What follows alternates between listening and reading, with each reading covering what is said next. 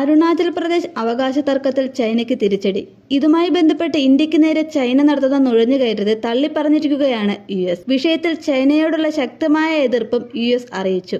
മാത്രമല്ല, അരുണാചൽ പ്രദേശിലെ നിയന്ത്രിത രേഖകൾ മറികടന്നുള്ള ചൈനയുടെ ഈ അനധികൃത കയ്യേറ്റ ശ്രമം ശക്തമായി തടയണമെന്നും US സ്റ്റേറ്റ് ഡിപ്പാർട്ട്മെന്റ് ഉപവക്താവ് വേദാന്ത പട്ടേൽ പ്രതികരിച്ചു. കഴിഞ്ഞ ദിവസങ്ങളിൽ അരുണാചലിൽ ഇന്ത്യ-ചൈന അതിർത്തിയിലെ സേനാ ടണൽ പ്രധാനമന്ത്രി ഉദ്ഘാടനം ചെയ്തിരുന്നു. അതിന് പിന്നാലെയാണ് ചൈന അവകാശവാദം ഉന്നയിച്ചെത്തിയത്. അരുണാചൽ പ്രദേശ് ചൈനയുടെ ഭൂപ്രകൃതിയിൽ ഉള്ളതാണെന്നും ഇന്ത്യ അത് അനധികൃതമായി കൈവശപ്പെടുത്തിയിരിക്കുകയാണ് എന്നുമാണ് ചൈനയുടെ വാദം. പരമ്പരാഗതമായി അരുണാചൽ ചൈനയുടെ സ്വന്തമായിരുന്നു എന്നാണ് ചൈനീസ് മിലിറ്ററിയും പറയുന്നത്. എന്നാൽ അരുണാചൽ അന്നും ഇന്നും ഇന്ത്യയുടേത് മാത്രമാണെന്നും ഇന്ത്യയിൽ നിന്നും വേർതിരിച്ച് കളയാനാകില്ല എന്നുമാണ് ഇന്ത്യൻ വിദേശകാര്യ മന്ത്രാലയം ചൈനയ്ക്ക് നൽകിയ മറുപടി.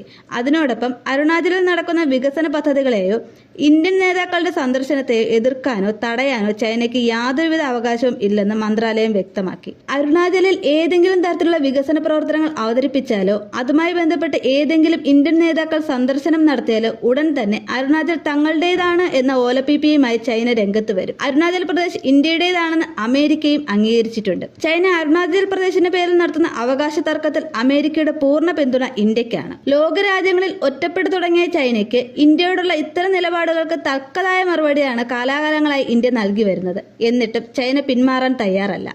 ഇപ്പോൾ ലോകരാജ്യങ്ങൾ തന്നെ ചൈനയ്ക്കെതിരെ വരുന്നത് ഇന്ത്യയുടെ വിജയമായാണ് വിലയിരുത്താവുന്നത്. കോവിഡ് മഹാമാരിയെ സൃഷ്ടിച്ച് എന്നതിന്റെ പേരിൽ UN സുരക്ഷാ കൗൺസിൽ കുഞ്ഞൻ രാജ്യങ്ങൾ വരെ ചൈനയെ പഴിച്ചിരുന്നു. ചൈനയുടെ ഇന്ത്യയോടുള്ള ഇത്തരത്തിലുള്ള ചൊറിച്ചിലിന് തക്കതായ മറുപടി കൊടുക്കാൻ ശക്തമായ കരുതലുകൾ ഇന്ത്യയും സ്വീകരിച്ചു വരുന്നു. അരുണാചൽ പ്രദേശിലെ 11 സ്ഥലങ്ങൾക്ക് പുതിയ പേരുകൾ നൽകിയാണ് ചൈന പ്രകോപനം തുടങ്ങിയത്. വ്യക്തമായ സ്ഥലവിവരങ്ങളോടുകൂടിയാണ് പേരുകൾ പുറത്തുവിട്ടിരിക്കുന്നത്. ഇത് 3-ാം വട്ടമാണ് ചൈന ഇത്തരത്തിൽ പേരുകൾ പുറത്തുവിടുന്നത്. ചൈനീസ് സിവിൽ മിനിസ്ട്രി ഇത് 3-ാം വട്ടമാണ് ഇത്തരത്തിൽ പേരുകൾ പുറത്തുവിടുന്നത്.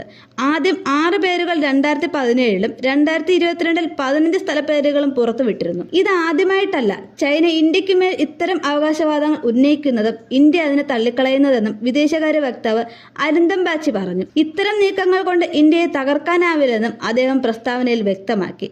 1945-ൽ ഇന്ത്യ ചൈന യുദ്ധാനന്തരം ഇരു രാജ്യങ്ങളും തമ്മിലുള്ള നയബന്ധ കരാർ പുനഃസ്ഥാപിച്ചെങ്കിലും പ്രശ്നങ്ങൾ ഇനിയും പറഞ്ഞു തീർത്തിരുന്നില്ല. പരിഹരിക്കാനുള്ള ശ്രമങ്ങളും ചർച്ചകളും വഴിമുട്ടി നിൽക്കുന്ന സാഹചര്യത്തിൽ നിയന്ത്രിത അതിർത്തി കടന്നുള്ള ചൈനീസ് പെട്രോളിംഗും കടന്നുകയറ്റങ്ങളും പ്രധാന പ്രശ്നങ്ങളായി നിലനിൽക്കുന്നു. അരുണാചൽ തന്നെയാണ് പ്രധാന വിഷയവും. ദക്ഷിണ ടിബറ്റ് എന്നാണ് ചൈന അരുണാചലിനെ വിശേഷിപ്പിക്കുന്നത്. എന്നാൽ ഇന്ത്യ ഇത് പൂർണ്ണമായും തള്ളിക്കളയുന്നു. ഇനിയും ഇത്തരം പ്രകോപനങ്ങൾ ഉണ്ടായാൽ അതിനെതിരെ ശക്തമായ തിരിച്ചടി ഏത് നിമിഷവും ഉണ്ടായേക്കാം എന്നാണ് ഇന്ത്യൻ വിദേശകാര്യ മന്ത്രാലയം നൽകുന്ന മുന്നറിയിപ്പ്.